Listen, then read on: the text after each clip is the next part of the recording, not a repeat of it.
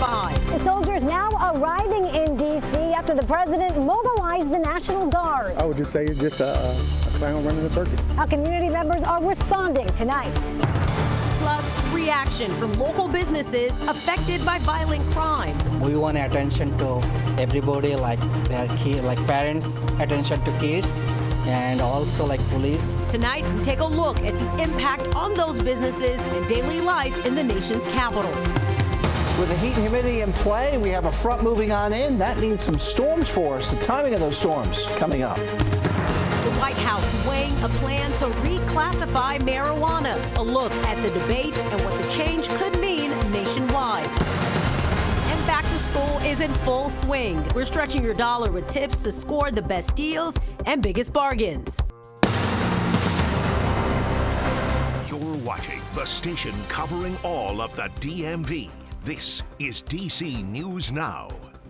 Thank you for joining us for DC News Now at 5. I'm Tosin Fakile. Mark Hall will join us starting at 6 o'clock. Right now, tensions are high in DC as President Donald Trump has announced a federal takeover of DC Police Department. Today, troops arriving, joining federal agencies on the ground as the city prepares for what's next. Also today, DC Mayor and Chief of the Metropolitan Police Department meeting with Attorney General Pam Bondi.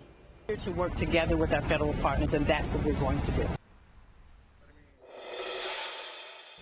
We have team coverage for you tonight. DC News Now's Randy Bass spoke to a business impacted by crime in the city. But first, we're going to head out to DC News Now's Marielle Carbone. Marielle, you spoke to DC leaders after they met with members of the Trump administration. What did they tell you?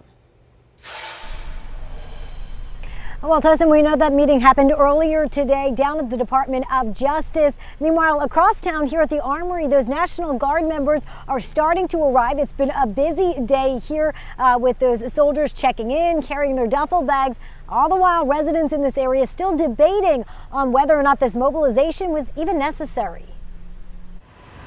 An influx of National Guard members arriving in the district, bringing mixed responses from community members Tuesday. That's another distraction. By just targeting Washington, D.C., you have problems in different cities. Does this effort help reduce crime in your head at all?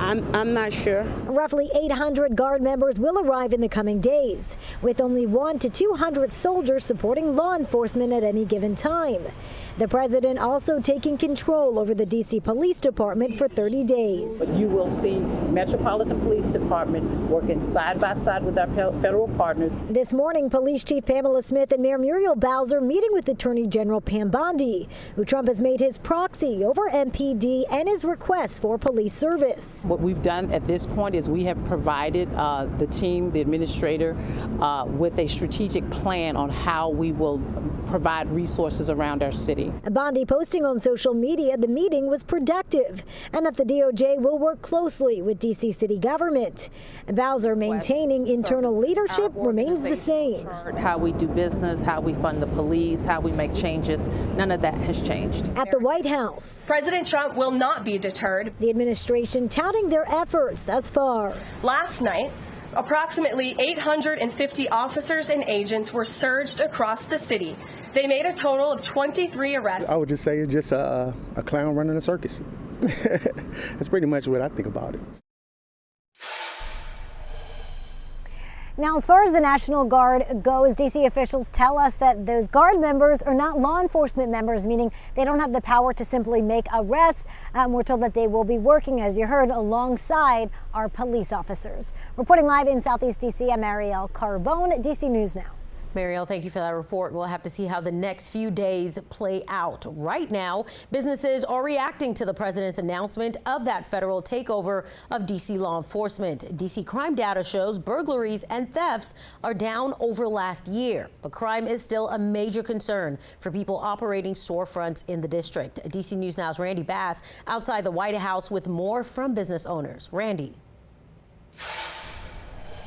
Yes, and one of the businesses we talked to today, they tell us they are recent victims of crime in Northeast Washington, and they say that they feel the president's new plan could be part of a bigger solution to the city's overall crime problem. Trump, send your boys to Bennett Road. Tamika Alston sending a message to the president just a few days after her husband's 24/7 Best Tobacco shop was ransacked when dozens of kids and teens descended on the store over the weekend. There are like 30 of them came to his store and they took it whatever they want, but most of them they throw the outside, make a touch. That's all they did it. But then I don't know why they did it. He says more kids came back a second time over the weekend and they've since cleaned up and restocked. But if it keeps happening, it could force them to close. I hope so is going to be action about that. And President Trump says there will be, saying his administration has plans to crack down on teen crime and violence. Alston says the responsibility ultimately falls on parents. His parents, they're supposed to know what their kids doing. I think the parents should also pay for their kids' crimes. Because I don't understand this. They should pay for their kids' crimes. That's it, that's all. Now, it's not clear at this point where exactly the Trump administration plans to focus their efforts on the local level here in D.C. It's also not clear which business corridors could be part of their initial plans. In Northwest, I'm Randy Bass, D.C. News Now. Randy, thank you. Meantime, Montgomery County reacting to Trump's takeover and how moving out homeless encampments from D.C. could affect people in Maryland. From the county's perspective, we're concerned that more homeless people will be pushed across the border into the county and put further stress on our existing resources without the federal government providing the funding we would need to handle this addition. On Truth Social over the weekend, the president said the homeless would be moved far from the Capitol. And these new developments in the district come as the city hit its 100th homicide. D.C. police say 33-year-old Tymark Wells was shot and killed in Logan Circle last night. Investigators say Wells was shot multiple times. He died at the hospital. And you can see our full coverage of President Trump's takeover of D.C. police on our website. That's dcnewsnow.com. You'll also find his previous efforts to federalize the district and a breakdown of D.C. police numbers showing violent crime at a historic 30-year low. All right, let's get a first look at our forecast with meteorologist Scott Sumner. Scott, those numbers behind you, disturbing. Says it all, doesn't it, Tosin? Yeah. I mean, yeah, 100 degrees is what it feels like outside right now at Leesburg and in Frederick. 95 in the city, 99 at Manassas and Waldorf. Is there a cool spot anywhere to be found? How about by the water? Well, Annapolis, you're sitting there at a balmy 91 degrees. So really, no, the answer to that question. And as far as it feels like, Planner, this is what it does feel like here, and will continue as we go throughout your hour by hour throughout the evening from 6 to 8 to 10, and then eventually beyond midnight here. So we're looking at 90s lingering in the city here till about 8, 9 o'clock, and then we're in the 80s at that point around 9, 10. And then we'll be into the 70s overnight, a muggy night, needless to say. And that mugginess has helped trigger some pop-up showers this afternoon. Nothing tremendous, and certainly the coverage of them has been very low. But there have been a couple to the east of 495 and along I-495 around the Beltway. There's also been some out towards the Panhandle of West Virginia and Western Maryland as we speak. So again, light stuff out there. Not looking at too much, not looking at lightning or anything severe at all. And again, you may just run into one of those baby showers as you're driving on home this evening. Speaking of which, planning your evening, temperatures here from 6 to 7 to 8. Well, they'll be into the 80s and fairly dry for the district. Back to you, Tosin. All right, Scott, thank you. In Prince George's County, a 3-year-old child was airlifted to a hospital after falling from a balcony. Fire and rescue say it happened on Cherry Hill Road in College Park. They say the child fell from the 6th floor and has life-threatening injuries. Police are investigating what led up to that fall. An international gang leader wanted in Haiti is now facing new U.S. charges. Today, federal prosecutors unsealed an indictment against Jimmy Cherizier, a naturalized U.S. citizen from Texas. Cherizier is known as Barbecue and Bazile Richardson. Officials say there is accusation of conspiring to move money from the country to fund Cherizier's gang activities, despite sanctions imposed in 2020.